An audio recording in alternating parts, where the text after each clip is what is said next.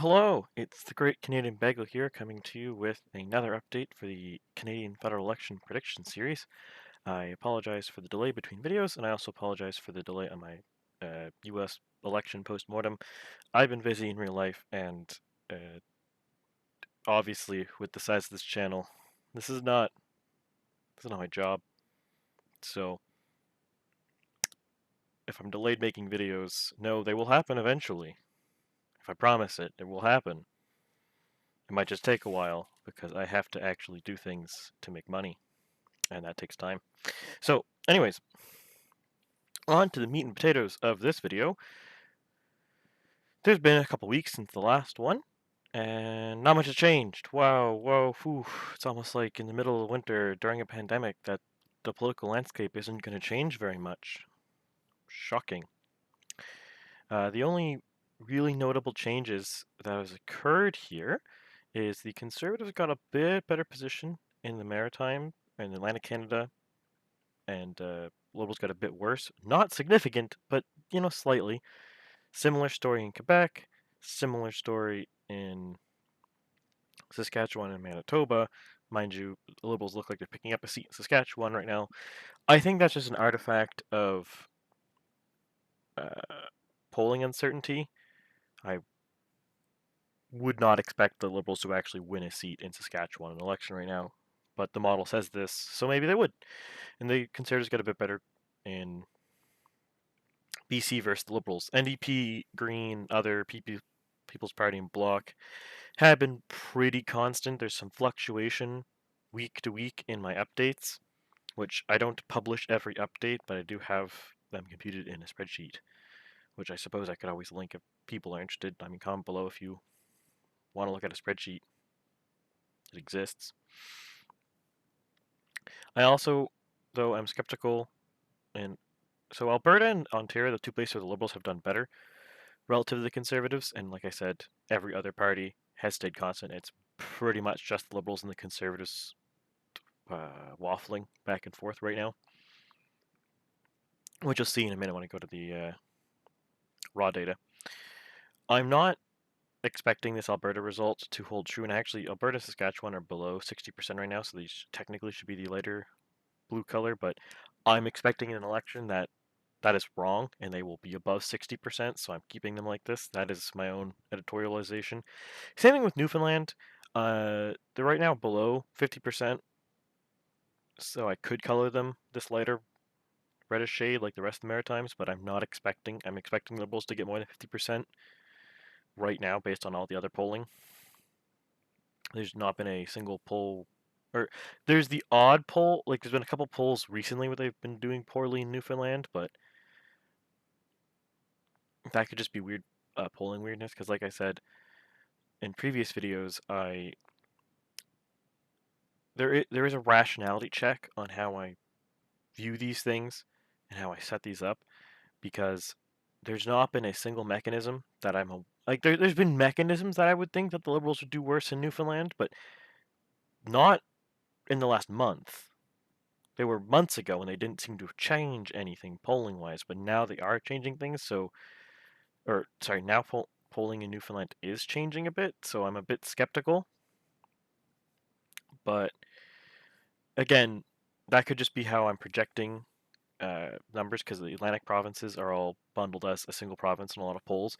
So it could just be how I'm breaking down that projection is causing weirdness in Newfoundland. So I'm skeptical that it's going to be less than 50%, but that's what I'm getting here. And I'm same thing skeptical with Alberta being less than 60. Like the most recent poll I had, this was Ledger poll, where they had where the raw numbers for Ledger had them at 41. The Conservatives at 41% in Alberta, which I'm just like, did you poll Calgary and Edmonton? Like,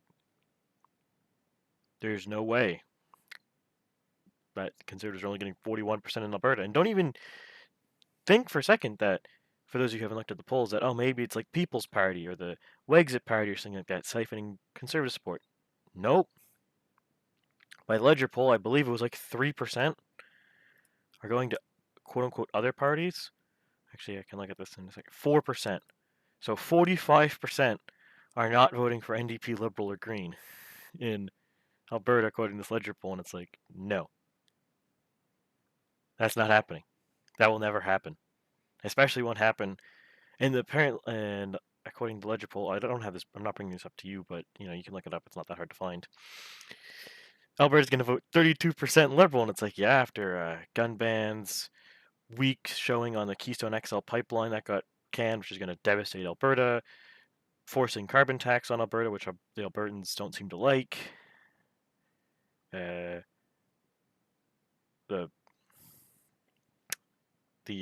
railway blockades that Trudeau was pretty limp-wristed on handling. Like, there's been a bunch of things since the last election to make you think that the Alberta is not going to be suddenly more favorable to the Liberals, and I just don't see how any handling of COVID is going to make that happen.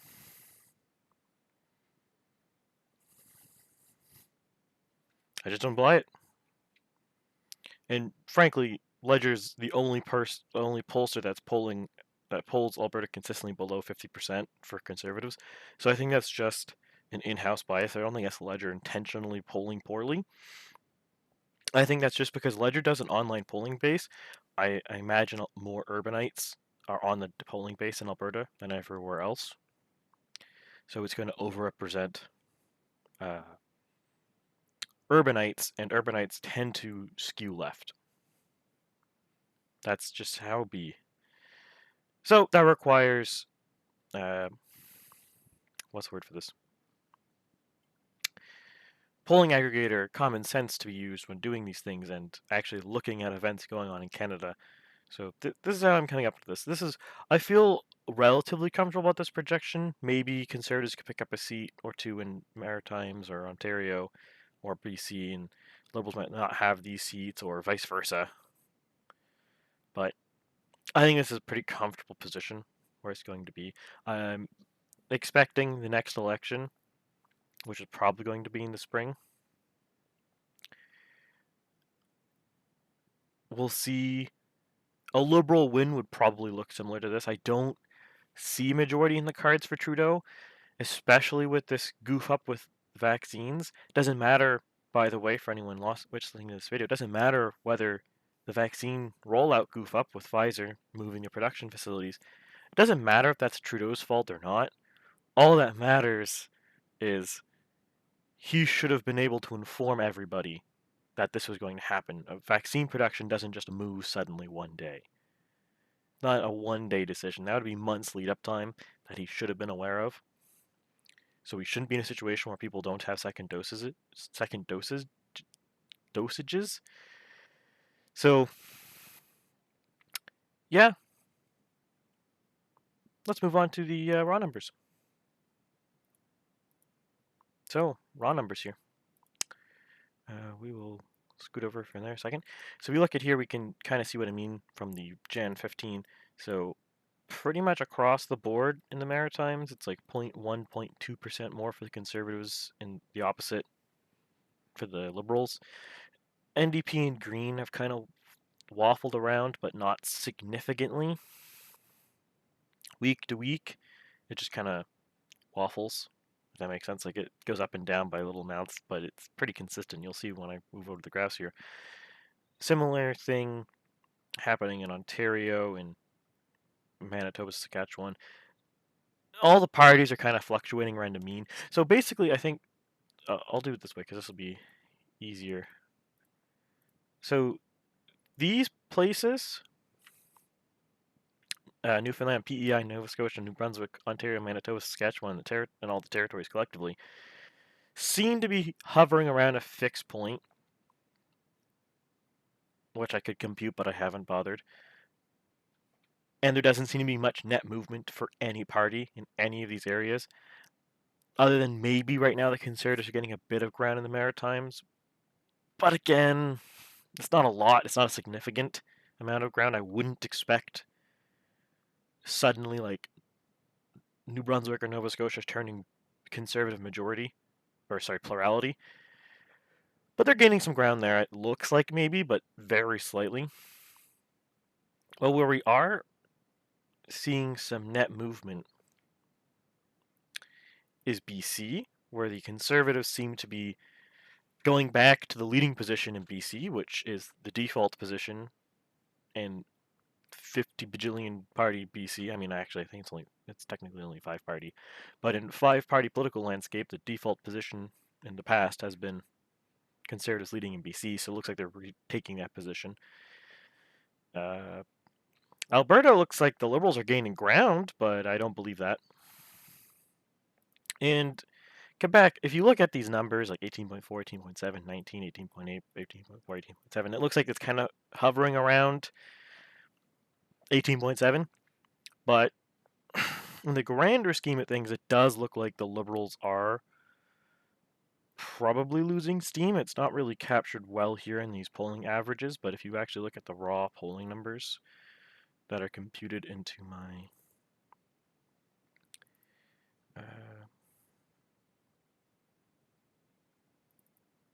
one sec. Oh, actually, getting this up. That are computed into my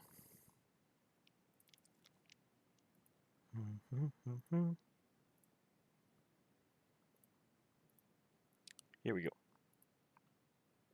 This is a spreadsheet of raw number data. So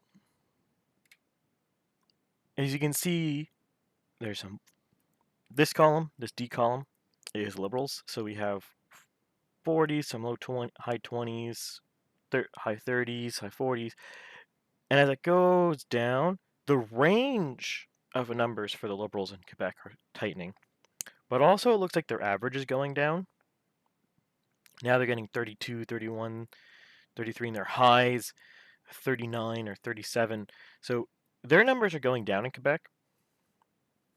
Conversely, if you look at the Conservative numbers starting in August when the numbers are being taken, they're getting highs of 20s, but they're getting 13, 14s, 12s, 13s. And then you look at here, the last,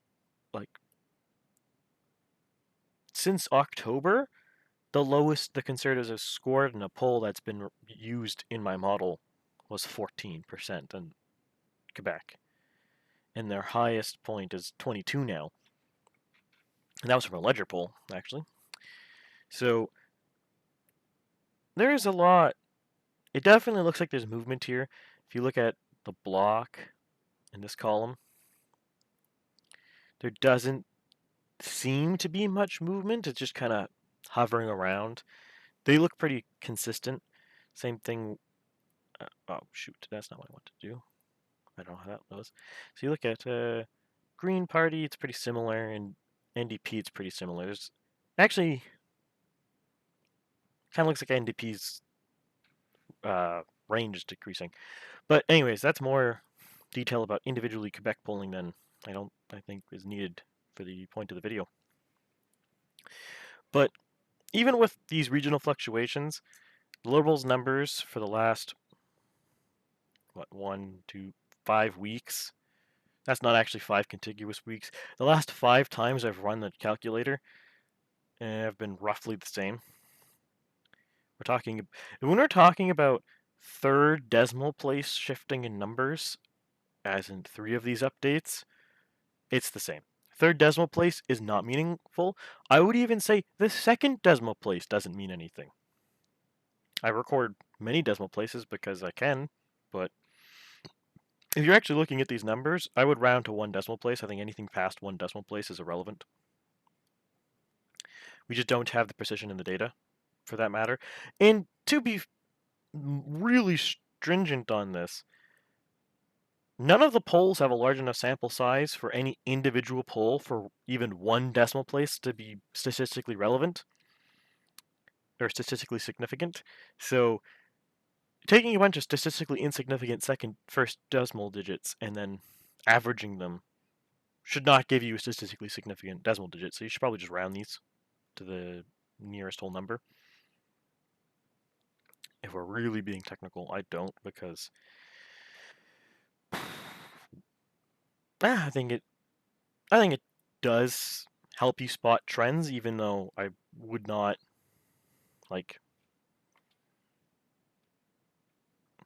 the precision of my model is not going to be enough that if there was an election tomorrow and it was 34.24% for the Conservatives, I would be just downed it that I was that precise. Especially if we start getting 34.24299, like, that will never happen. And if it does, I should get a medal, because that's amazing. Now looking at individual party numbers, it looks like the block is maybe gaining some steam. Like, they have a decent R squared getting up there. It's pretty small, so it could still just be noise, but maybe. The last couple weeks, it seems to be trending upwards, which is interesting. I'm not, because what a lot of pundits have been speculating is that the Conservatives gaining strength in Quebec is at the expense of the Bloc. I'm not so certain. I think yes, but I don't think the Bloc is losing strength either. I think the Bloc is gaining from the Liberals. I think Liberals are switching to Bloc, and Bloc are switching to Conservatives. That makes sense, because the Bloc, politically, in Canada is it's a weird. It doesn't fit the standard left-right spectrum of the rest of Canada. So if we go like left-right is in the classic three-party model, NDP would be the farthest left, Liberals relatively centrist, center-left really, and then Conservatives are center-right. That's the classic model. The Green Party is also left-wing, but if we add a third axis of on environmentalism, they're much more environmentalist than everybody else. But if we're just that's the second axis. And if we go like a two-axis political map, I wish I had an image for this. So like, oh, I could. Here we go. I have this. So we have like a two-axis political map. So we have what is the label? I don't want to make these labels too meaningful, so or too biased. So we'll go with this. So statist at one end, anti-statist at the other end, and we have left wing, right wing. Okay. So the Liberals would tend to be like right, or be like right here. No, probably more like right there. So they're just slightly left wing. This is not a balanced image, so we're gonna move this over a bit. So they're like partially left wing, like they're probably centrist left wing, if that makes sense. So like, actually, I want to expand this a bit more. I wasn't planning on this, so you have to bear with me. Then again, I don't really plan these videos that much. Except the US postmortem, which I'm planning a lot, which is why it's taking a while.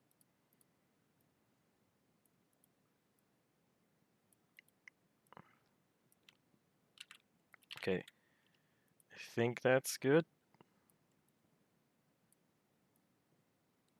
No, that's good now. Okay, so the Liberals be like right there. I think the NDP be right there.